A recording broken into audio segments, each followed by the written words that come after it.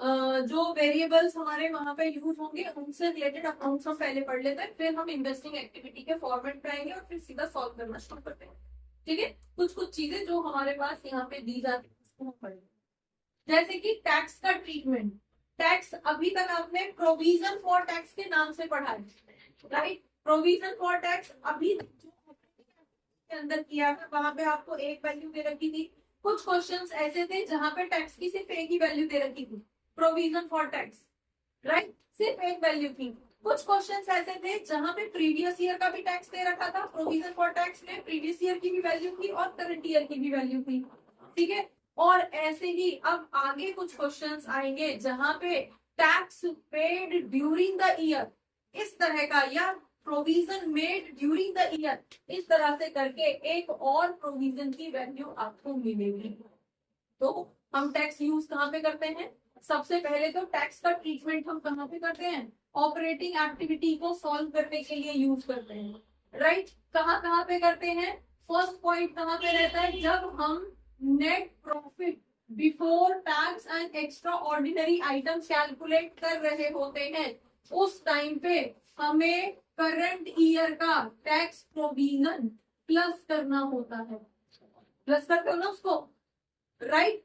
और दूसरा ट्रीटमेंट कहाँ पे होता है? दूसरा at the end of operating activity. Fine. So इस तरह से at the end of operating activity कहाँ पे क्या करते हो? फिर ऑपरेटिंग एक्टिविटी के लास्ट में कितने फेजेस में निकलता है ऑपरेटिंग एक्टिविटी? सबसे पहले तो टैक्स, ये net profit before tax and extra ordinary item पहली वैल्यू निकालते हो। उसके बाद में दूसरी वैल्यू कब निकलती है? क्या निकलती है? Cash from operating activity before working capital change. ठीक है, और उसके बाद में हमारी कौन सी वैल्यू निकलती है?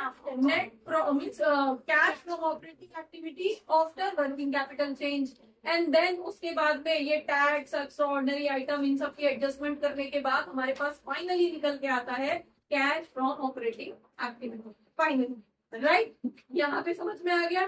तो यहाँ पे दूसरा हमें कब करना पड़ता है? Eight the end of operating activity हमें करंट कौन से वाले ईयर का?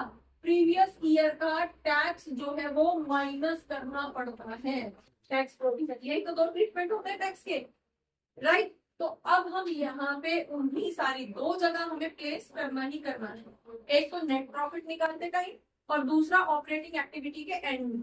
तो हमें दो जगह टैक्स की वैल्यू लिखनी है। अब यहाँ पे डिपेंड करता है कि क्वेश्चन के अंदर टैक्स की कितनी वैल्यूज दे रखी है। टैक्स का मतलब प्रोविजन फॉर टैक्स की बात कर रहे हैं हम, राइट। अगर आपको ओनली वन वैल्यू दी गई है तो क्या होगा?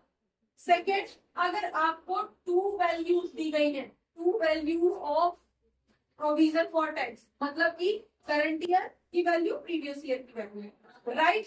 और अगर आपको मोर देन टू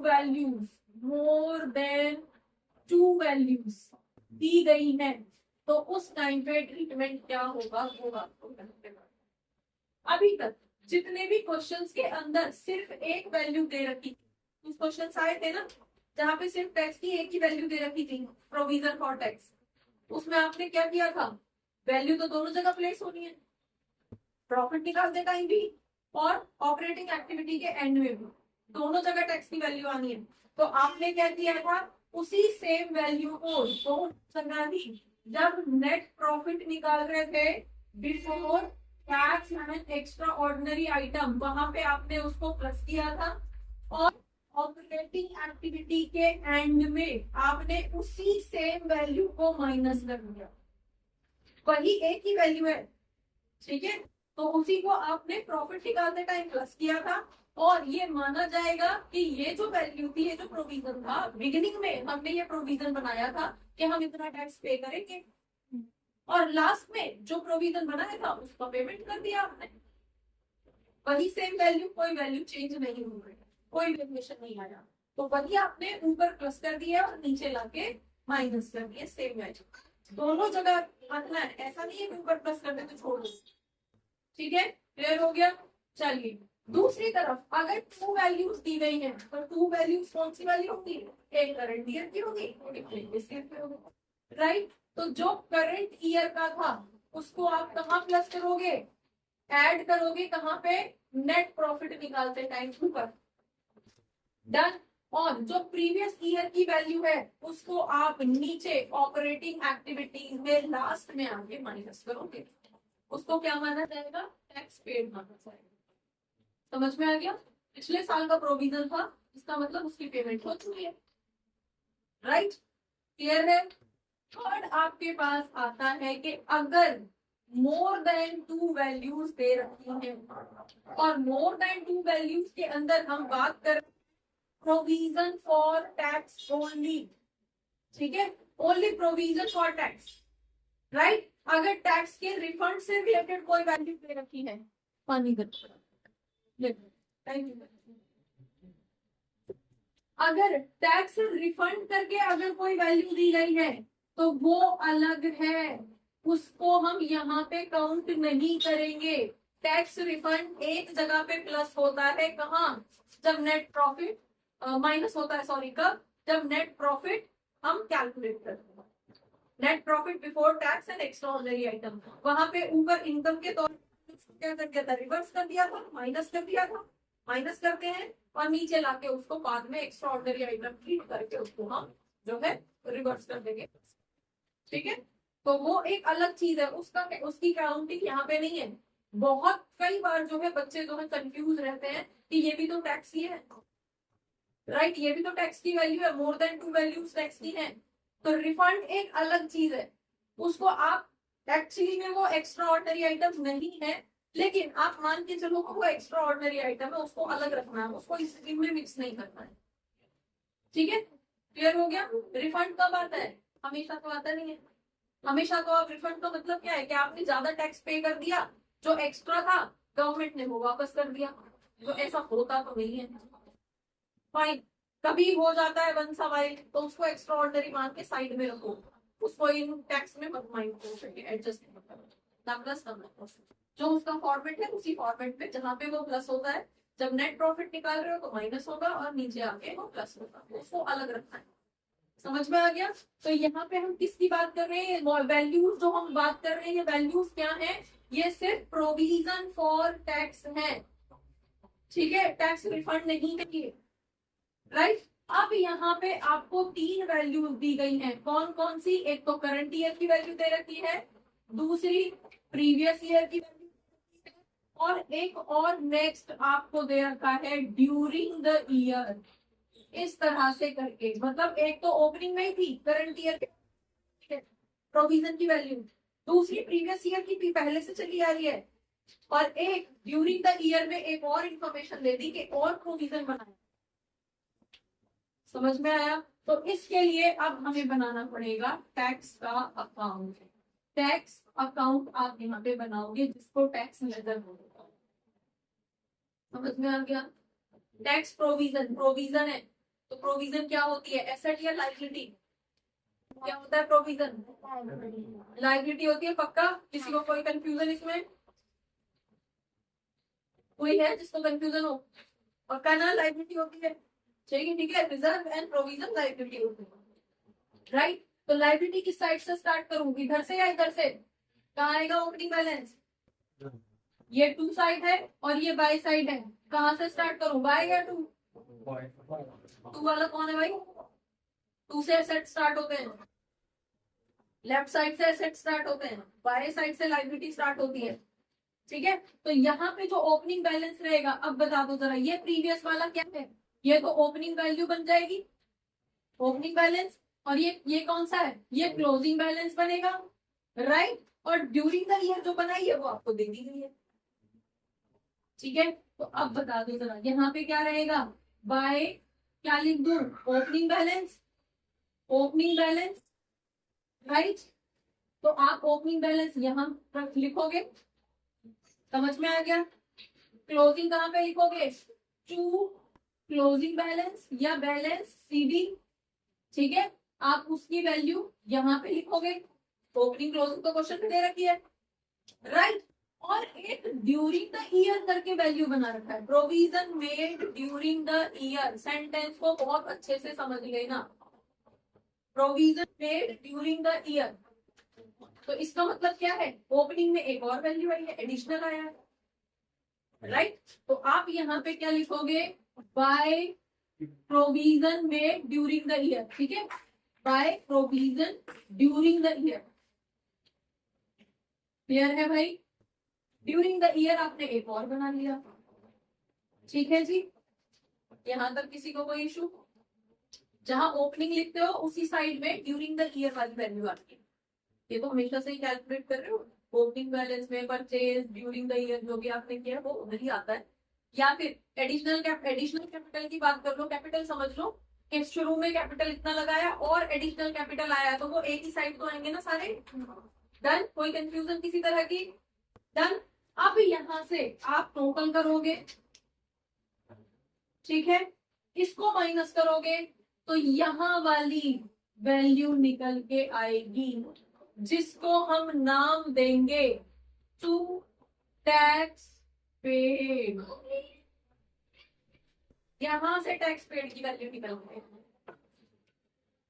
समझ में आ गया, ठीक है। हमें क्वेश्चन के लिए दो वैल्यू चाहिए, कौन सी, प्रोविजन फॉर करंट ईयर और लास्ट में क्या होता है, टैक्स पेड, टैक्स पेड। समझ में आ गया। तो ये जो टैक्स पेड की वैल्यू यहां से निकल के आएगी ना, इसको हमें यहाँ पे यूज करना है। ना ओपनिंग लेंगे ना क्लोजिंग लेंगे, ठीक है। अब जैसे ही ये थर्ड वैल्यू होगी वहां पे ना तो ये यूज होगी ना ये क्लोजिंग वाली वैल्यू होगी। फिर क्या यूज होगा, जब हम net profit before tax and extra ordinary निकालेंगे तो हम ये ड्यूरिंग वाली वैल्यू वहां पे करंट ईयर की मान के ऐड करेंगे, और ये पेड वाली वैल्यू जो हमने निकाली है उसको लास्ट में आके माइनस। टैक्स का बहुत बड़ा कंफ्यूजन होता है बच्चों के माइंड में। ये कैश फ्लो स्टेटमेंट अपने आप में एक टफ चैप्टर है। अगर थोड़ी सी भी कंफ्यूजन हो गई ना, यार ये टैक्स कभी यहाँ आ जाता है कभी यहाँ आ जाता है, होता है ना, सॉल्व कर रहे होते हो, जिनके स्कूलों में हो गया उनको हो रहा होगा, ये इस तरह की फीलिंग आ रही होगी, राइट। कभी इसको यहाँ लिख देते हैं कभी यहाँ लिख देते हैं, यार हमारी तो समझ में नहीं आ रहा। तो वो वाली चीज यहाँ से, क्योंकि यहाँ पे इस तरह से इसकी जब तक क्लैरिटी नहीं होगी तब तक कंफ्यूजन बनी रहेगी। समझ में आ गया, क्लियर है। कब हुआ ये वैल्यू, कब हुई है, जब आपको क्लोजिंग वैल्यू दे रखी है पिछले साल की, करंट ईयर की वैल्यू दे रखी है, प्रीवियस ईयर की वैल्यू दे रखी है, और एक वैल्यू दी है during the year, provision made during the year, during the year की दे रखी है, ठीक है। तो ऐसे करके हम यहाँ से टैक्स पेड की वैल्यू निकालेंगे और उसको ऑपरेटिंग के लास्ट में जाके माइनस करेंगे, ठीक है जी, क्लियर। यही सिचुएशन रिवर्स भी हो सकती है। यहाँ पे आपको ड्यूरिंग द ईयर की वैल्यू ना देके आपसे बोल दिया गया है कि टैक्स पेड, इसको मैं यहाँ पे लिख रही हूँ, नेक्स्ट सिचुएशन आपको दे दी गई है टैक्स पेड, गिवन है क्वेश्चन के अंदर, टैक्स पेड गिवन है। तो अगेन तीन वैल्यू हो गई, कौन कौन सी दे रखी है, ओपनिंग दे रखी है, क्लोजिंग दे रखी है, और ये टैक्स वैल्यू दे दी है। तो इसका मतलब क्या है, मिसिंग क्या है, ये वाली वैल्यू मिसिंग है। फिर समझ में आ गया। और जब तीन वैल्यू आपको दे रखी है तो आपको अकाउंट को हर हालत में बनाना ही बनाना है। तो पहले आप अकाउंट बनाओगे, फिर ये वाली वैल्यू निकालोगे। अब इस वैल्यू को निकालने की जरूरत क्या पड़ी, क्यों निकाली है वैल्यू, टैक्स पेड तो ऑलरेडी दे रखा था मैम, क्योंकि इसे प्लस भी तो करना है ना। यस, जैसे ही तीन वैल्यू होंगी तो क्लोजिंग को लेंगे ना ओपनिंग को लेंगे। हमें क्या चाहिए, ड्यूरिंग द ईयर वाली वैल्यू और टैक्स पेड वाली वैल्यू। तो अगर पेड दे रखी है तो ड्यूरिंग वाली वैल्यू आप निकालोगे, इधर से टोटल करके वहां पे आ जाएगा बैलेंस। समझ में आ गया। और अगर ड्यूरिंग दे रखी है तो पेड वाली वैल्यू आप निकालोगे, क्योंकि ये ही दोनों वैल्यू यूज होंगी अगर तीन वैल्यू दे रखी है। तो कैसे करोगे फिर इसको, यहाँ पे आप इस वैल्यू को किस तरह से लिखोगे, बता दो जरा कैसे करना है इसका। हम क्या करेंगे, यहाँ पे क्या ट्रीटमेंट रहेगा, जब हम net profit before tax and extra ordinary item calculate करेंगे उस टाइम पे हम provision made during the year, ठीक है, वाली वैल्यू को ऐड करेंगे। समझ में आ गया? प्लस करेंगे ड्यूरिंग द ईयर वाली वैल्यू को। और दूसरी तरफ आपके पास ऑपरेटिंग एक्टिविटी के एंड में कौन सी वैल्यू माइनस करोगे? टैक्स पेड माइनस करोगे। ठीक है, ये बहुत बड़ा कंफ्यूजन होता है बच्चों के माइंड में जिस टाइम पे वो कैश फ्लो सॉल्व कर रहे हैं। यहाँ पे हर स्टेप में आप आगे जितना बढ़ोगे उसके लिए आपको अगर बैकग्राउंड आपका क्लैरिटी आपको नहीं है बैकग्राउंड की तो फिर कंफ्यूजन होगा। ठीक है, इसलिए हम इन्वेस्टिंग पे बाद में जाएंगे, पहले ये वाली चीजें जो है छोटी छोटी इनको पहले कवर करेंगे।